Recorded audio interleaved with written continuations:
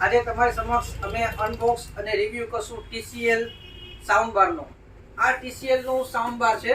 Model number છે S3321W. થોડુંક zoom કરજો. S3321W.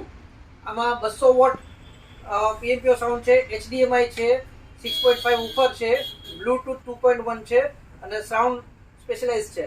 આને આપણે હવે અનબોક્સ કરશું.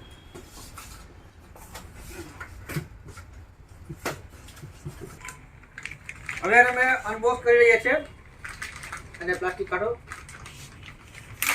અને અંદર આવું હોય છે, જુઓ આ બોક્સ ની અંદર પેક હોય છે.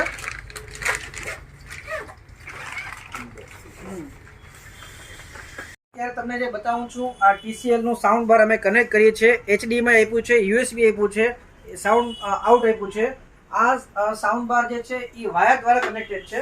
આ એના ટીવીમાં દિવાલમાં હેંગ થશે. અને આ જે છે એનું સબ ઉપર છે. આ સબ ઉપર તમારે કનેક્ટ કરવાનું છે આની સાથે.